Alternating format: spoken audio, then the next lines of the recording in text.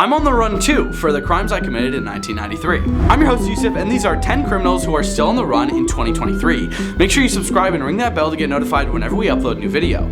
Anyways, let's run on out of here. Number 10, Yulan Adonay Archaga Carias. A Honduran fugitive and the suspected leader of the MS-13 gang in Honduras, who was added to the FBI 10 Most Wanted Fugitives list on November 3, 2021, Yulan is wanted for racketeering, narcotics trafficking, and firearms offenses. Archaga Carias is allegedly in charge of MS-13 for all of Honduras, and is believed to be providing firearms, narcotics, and cash to gang members who are operating within the United States. He's also believed to be responsible for ordering the executions of rival gang members. Authorities believe he is still in Honduras. Archaga Carias was the 526th fugitive to be placed on the FBI's 10 Most Wanted Fugitives list. He replaced American fugitive Robert William Fisher, who was removed from the list for no longer meeting the list criteria. The FBI is offering a reward of up to $100,000 for information leading to his capture.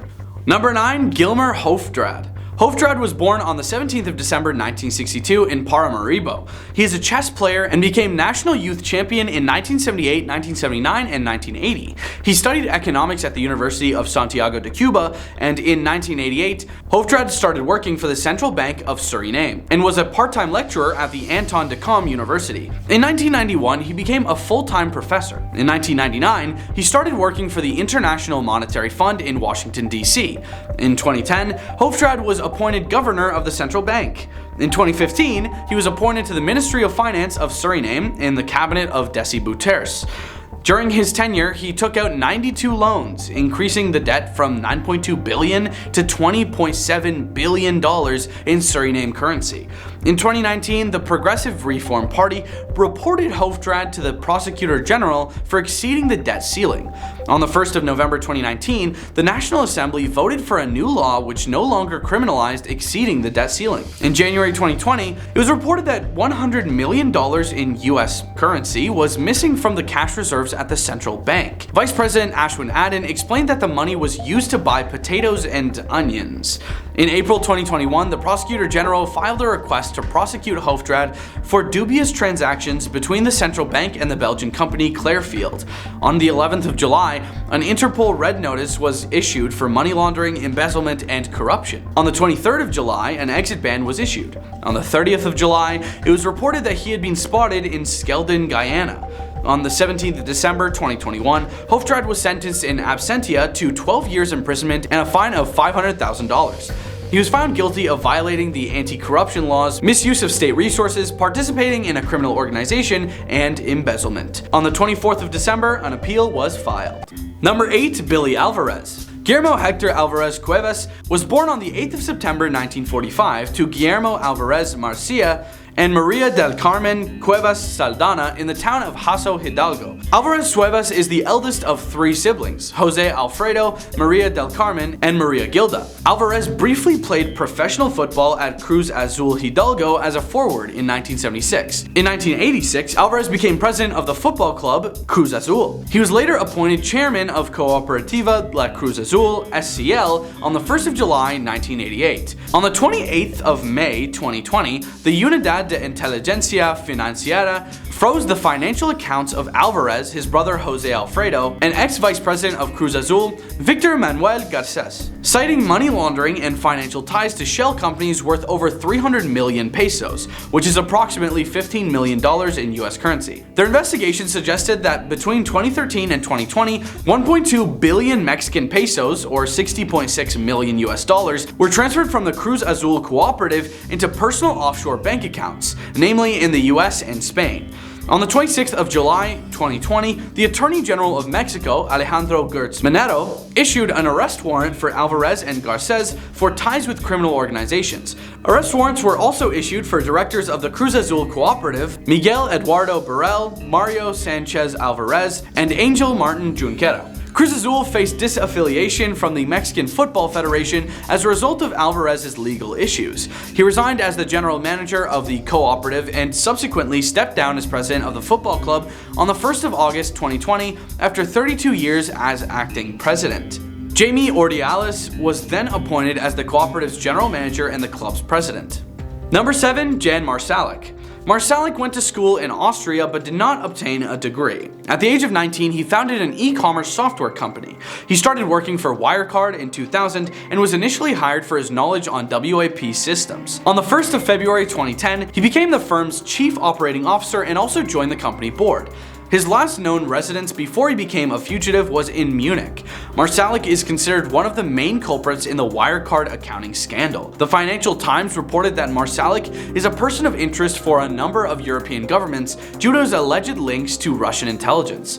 Investigation by Bellingcat, Der Spiegel, and The Insider indicated that Marsalek flew to Minsk hours after he was fired. On the 19th of July 2020, the German Handelsblatt reported that Marsalek was suspected to be in Russia, where he was believed to live under supervision of GRU in a mansion near Moscow. According to Russian media, Marsalek could have been a longtime asset of GRU, recruited at the end of the 1990s through the Austrian-Russian Friendship Society. Among his friends were GRU Colonel Andriy Chuprigin, Stanislav Petlinsky, former officer to the presidential administration in Russia, as well as Rami al-Obaidi, former chief of Libyan intelligence. Marsalek boasted about trips he made to Palmyra as a guest of the Russian military, and helped set up the presence of the Wagner Group in Libya. In August 2020, Interpol issued a red notice for Marsalek, which is a request to law enforcement worldwide to locate and arrest him pending extradition. Number 6. Monica Witt.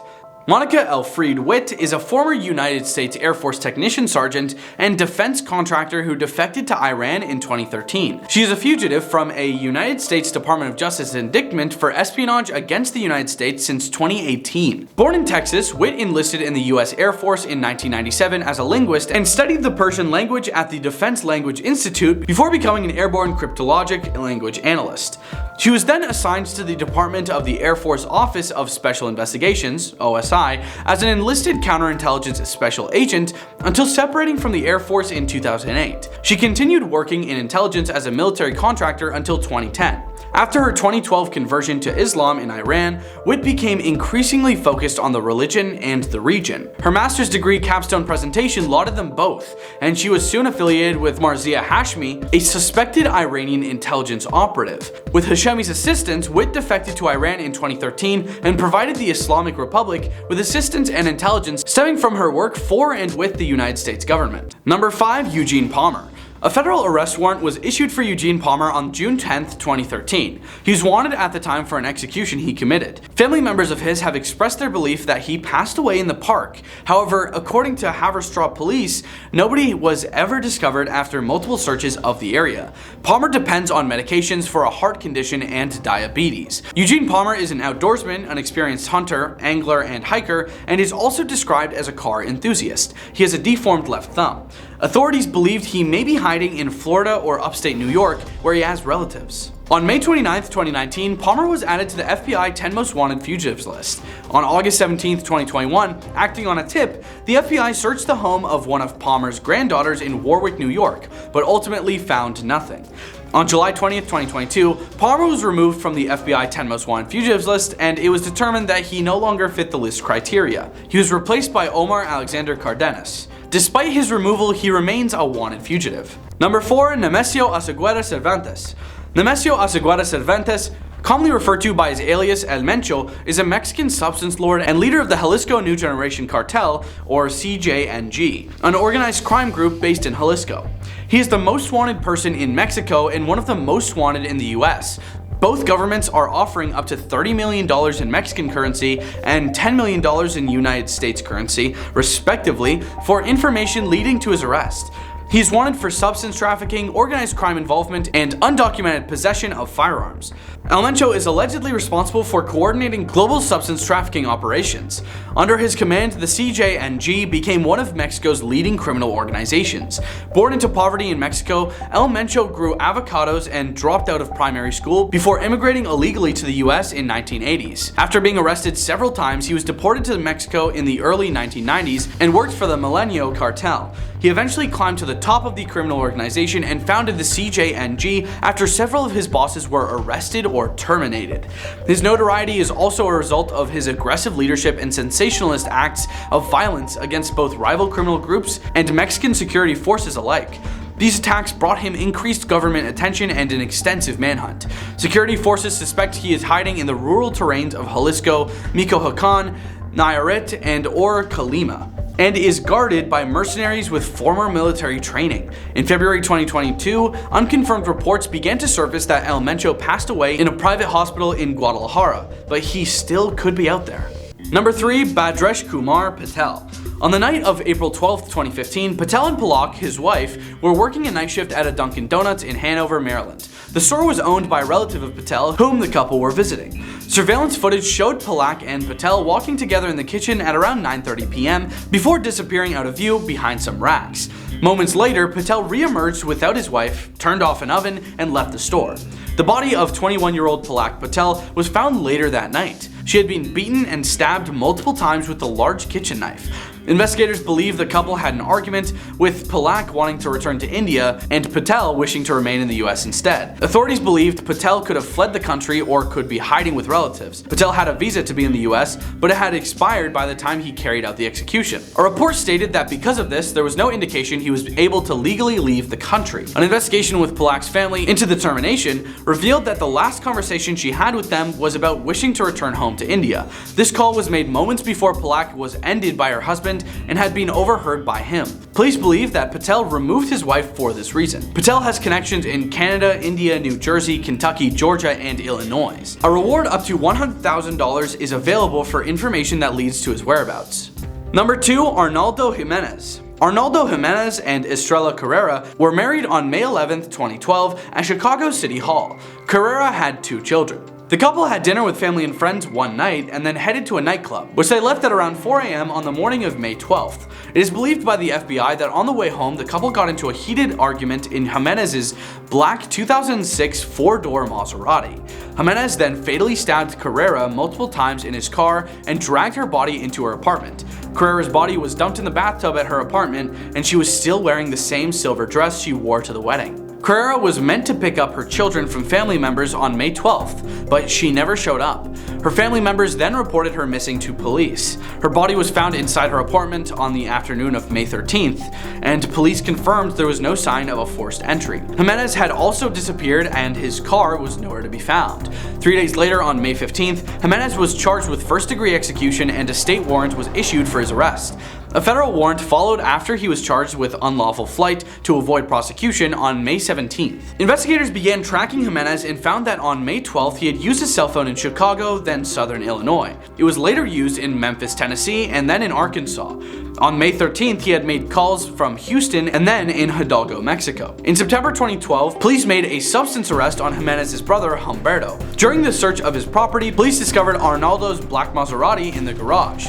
Blood was found inside the car, leading police to the conclusion that Jimenez had ended Carrera in his car and then dragged her body into the bathtub inside her apartment. Police believe Humberto drove Arnoldo to Mexico in his car and left him there. The FBI believes Jimenez is still hiding in Durango, Mexico, specifically in the area of Santiago Papasquero, and he may also be hiding in Reynosa, Tamaulipas, Mexico.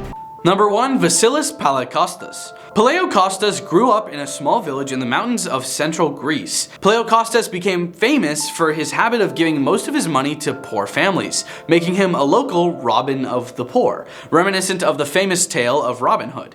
In 2000, he was sentenced to 25 years in prison for the 1995 kidnapping of Alexander Haitaglu, the CEO of Haitaglu Brothers. On the afternoon of Sunday, June 4th, 2 accomplices hired a trip on a sightseeing helicopter from Agios Kosmas, a coastal suburb of Athens. They hijacked the helicopter using a pistol and a hand grenade and forced the pilot to fly to a prison. When the helicopter arrived, guards believed the helicopter was a visit from prison inspectors. The helicopter flew the prisoners to a cemetery nearby, where they transferred to motorcycles and fled from there. Palaiokostas was recaptured 2 years later on August 2nd, 2008, in Thessaloniki. On the afternoon of Sunday, February 22nd, Palaiokostas again escaped from Athens' Korydallos prison by helicopter. He and his cellmate Alket Rizai, 34, climbed a rope ladder thrown to them by a female passenger in the helicopter as it flew over the prison courtyard. Guards on the ground opened fire and the woman fired back with an automatic rifle. No injuries were reported due to the short gunfight, although one prison guard injured himself while trying to pull out his gun. Police said an elderly couple found the helicopter abandoned in the Athenian suburb of Kapandridi, near a highway north of Athens, with its fuel tank leaking from a bullet hole. The pilot was bound and gagged with a hood over his head. He told police the helicopter was chartered by a couple who said they wanted to go from the town of Idia in central Greece to Athens. The couple had chartered the helicopter a number of times in the previous weeks, with the woman posing as a businesswoman. According to the pilot, who claimed to have been forced into taking part in the escape, Palaiokostas and Rizai were delivered to a getaway car. The government of Greece faced intense criticism after a second escape from the same facility, and the government responded by firing 3 Justice Ministry officials and arresting 3 prison guards. Palaiokostas is still at large with a €1 million bounty placed on him for information leading to his arrest. His accomplice Alkit Rizai was re-arrested in November 2009. Thanks for watching. Leave a like and comment if you enjoyed this one, and we'll see you next time on Crime Time.